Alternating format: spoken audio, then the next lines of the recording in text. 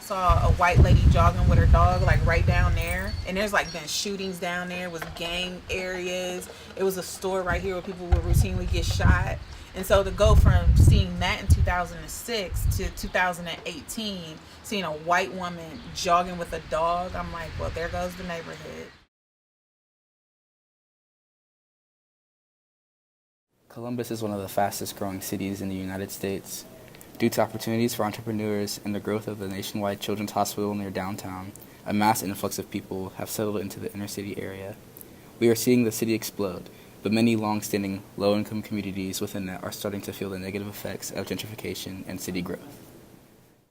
I've seen the property values go from 30, 40,000, 50,000 maybe, to now some of these homes in this area are 100, 150, $160,000. That's almost like double, like in a lot of cases. If you look at the projections over these next 20 to 30 years, we're going to have anywhere from 700,000 to 1 million people that are moving into Central Ohio. And so Economics 101 says that if you have something that's in short supply and you have a high demand for it, it's going to make the price go up. It's more money that you're going to have to generate to stay in those places. So we are getting pushed out. And I mean, there's really nothing you can do about it if you don't have the funds to play the same ball game with these people. So we've got 54,000 folks out there that are spending more than 50% of their income on just basic housing.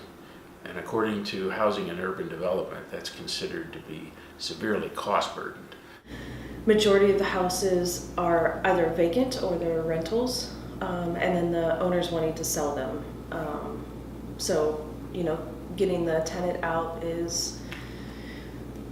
it happens sometimes, it's the way that the market goes. If you sit there and you're watching them develop new stuff and it's looking nice, you want to be able to enjoy that same atmosphere that you already been accustomed to being in.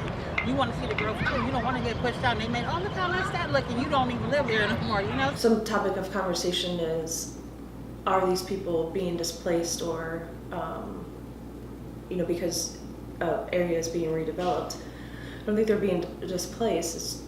The market's just moving. We're trying to be out ahead of the curve as best we can, looking at what has happened to other cities who have not dealt with the housing challenge when it was a housing challenge, but rather waited until it was a crisis and then they didn't know what to do.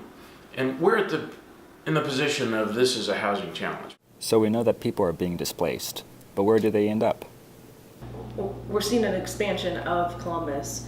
We're seeing it in New Albany, you're seeing it in Dublin. You're seeing all of these businesses come in and they're kind of creating a small downtown in those suburbs. So it's growing and expanding just outside of even downtown. Like most gentrification, what tends to happen is when they decide that an area is valuable or they like, it's like desired, it's a desired area, they simply take the people that were problematic and put them in a new location such as a suburb. So now there was a mass exodus of people in this area that moved to the suburbs because that was more desirable. That was a more desirable ideal, family ideal. So they move out to your Gahannas and your Blacklicks. And now they're like, oh, but it's desirable to live downtown. You want to be downtown instead. And so they come back, but now Gahanna has properties that are open. They have really nice apartment complexes that now will become Section 8 properties. And the problem isn't just that people are being pushed out. The minority population in Columbus, people of color and black people in particular, are being pushed out of their communities. It is pushing like certain races out. They're pushing us kind of like out to the suburbs, like Gender Road and stuff like that. People who are on low income and stuff, they're going further out and they're bringing the other people in. I want the things that we normally do in our neighborhood not to change because we've got a new element, new people that don't understand how we operate. Like if Mr. Joe was to go around and, speaking or something like that, or he's outside riding his bike, I don't want him to be harassed or looked at as not part of the neighborhood because maybe new people don't understand as he comes in. That's just what he does. It's like us being like black people, we got this one little duplex. But like on the other side of us, it's like the white people that have this whole row. You don't really see like a lot of black people because they really don't have money to kind of afford like 300. Gentrification is a hard issue to tackle. Balancing city growth with affordability is a task that many U.S. cities have had trouble with. Luckily, there are people in Columbus already looking for solutions.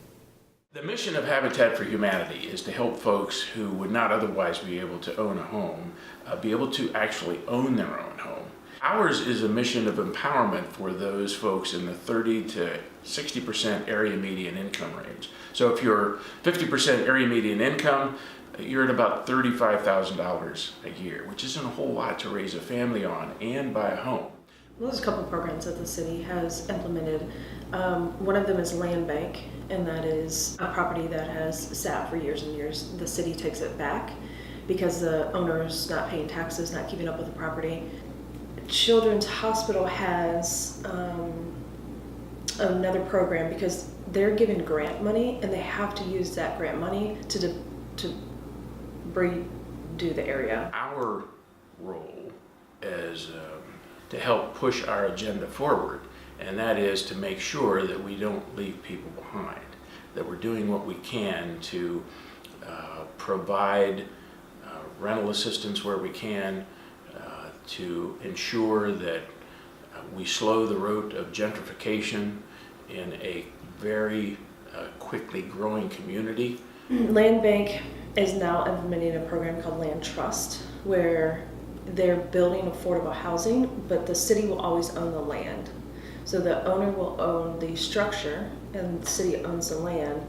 So they're able to, a house that would sell for $375,000, they're able to keep it around like $230,000. And we encourage people to be involved with their civic associations, to make their voices heard, to engage with city council. But it's incumbent upon all of us to be in the game. Nothing is ever solved by sitting on one's hands.